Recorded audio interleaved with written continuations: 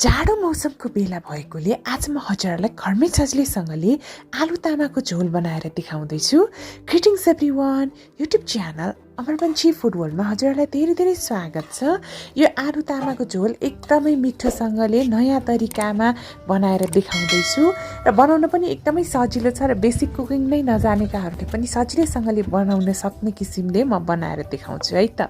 सुरुमा मैले 100 ग्राम यसरी आलु तामा लिएकी छु है र यसलाई एकचोटि मजाले पखाल्नुपर्छ है।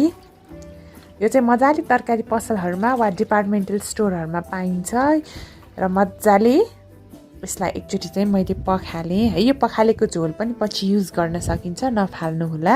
त्यसपछि बोडी चाहिँ मैले 100 ग्राम बोडीलाई एक दिन अगाडि नै भिजाएर राखेकी थिएँ। एक रात भिजाएँ र 2टा ठुलो साइजको आलु चाहिन्छ र यसलाई उसिन्नको लागि मैले आलु हाफ गरेँ। हाफ गरेँ भने चाहिँ छिटै पाक्छ आलु है।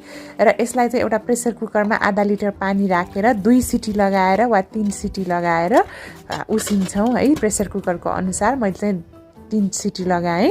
रातो पाकेको गोलभेडा 5वटा चाहिन्छ, एउटा ठुलो साइजको प्याज, धनियाँको केही पत्ताहरू र लसुन अदुवाको पेस्ट चाहिँ 2 चम्चा चाहिन्छ। गोलभेडा सधैँ रातो र पाकेको नै राख्नुहोला। नुन 1 चम्चा, रातो धुलो खुर्सानी आधा चम्चा, बेसार आधा चम्चा, हरियो खुर्सानी 3वटा र जिराको धुलो आधा चम्चा पनि चाहिन्छ है। विशेष गरेर सुप वा तरकारीको झोल मिठो बनाउनको लागि गोलभेडा अझ सानो किसिमको राख्नुभयो भने अझ राम्रो हुन्छ है। रातो पाकेको वाला तोरीको तेल नै चाहिन्छ हामीलाई 4 चम्चा जति।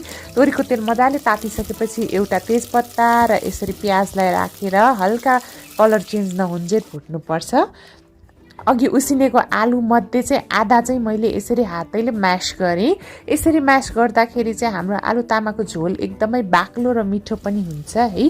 यतिको भइसकेपछि मैले 3वटा हरियो खुर्सानी, नुन र यसरी चाहिँ लसुन अदुवाको पेस्टलाई पनि हल्का भुट्दैछु र यो हल्का कलर चेन्ज भइसकेपछि चाहिँ हामीले यसैमा आलु तामा भुट्नुपर्छ। डबल भुटिराख्नु पर्दैन है, यसैमा भुट्दा हुन्छ। हजुरहरूले यो चाहिँ 1 पट रेसिपी हो। त्यसपछि बेसार राखेँ र रातो धुलो खुर्सानी पनि कतिको चाहिन्छ राख्न सक्नुहुन्छ है। हल्का भुट्नु होला यसलाई चाहिँ मजासँगले।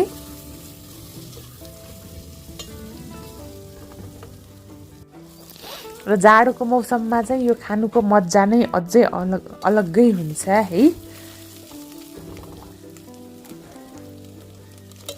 र यसरी गोलभेडालाई पनि राखेँ, जिराको धुलो राखेँ र खुर्सानीको धुलो पनि राखेँ र यसैमा मैले अघि बोइल गरेको यो बोडीलाई पनि राख्दैछु। बोडी चाहिँ लगभग यो पानी शुद्ध राख्नु होला बोडी उसिन्दाखेरिको। र यो आलु पनि राखेँ र म्यास गरेको आलु पनि राखेँ है। बनाउन एकदमै सजिलो छ यो रेसिपी चाहिँ है। थोरै धनियाँ पनि यो राख्दैछु, पछिलाई पनि अलिकति राख्नु होला धनियाँ। र यसलाई एकचोटि मजाले चाहिँ यसरी एकैछिन पकाउनु पर्छ र यतिन्जेल हजुरहरूले 2-3 कप जति तातो पानी चाहिँ तताउनु होला है। यो चिसो पानी राख्दाखेरि खासै मिठो हुँदैन। 2-3 कप तातो पानी तताएर राख्नु होला र यतिको एकैछिन यो गोलभेडाहरू चाहिँ मजाले पाकिसकेपछि यतिको भइसकेपछि चाहिँ अब हेर्नुहोस् है त। गोलभेडा हल्का यसरी गलिसकेपछि यसमा म 2-3 कप तातो पानी राख्दैछु र अघिको पानी पनि राख्नु होला। अघि जुन मैले तामा पखाल्दाखेरिको पानी त्यो राख्दाखेरि पनि एकदम मिठो हुन्छ है।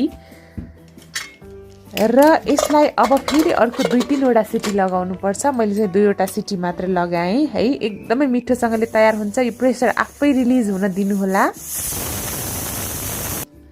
प्रेसर मजाले रिलिज भइसकेपछि म खोलेर देखाउँदैछु। हेर्नुहोस् त कस्तो खाउँ लाग्दो आलु तामा।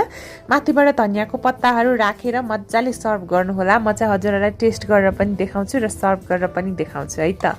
हेर्नुहोस् त कति मिठोसँगले तयार हुँदैछ। खास गरेर खाना, रोटी, नान, परौठा जेसँग पनि मिठो हुन्छ। मलाई चाहिँ बासमती चामलको खानासँग मिठो लाग्छ है।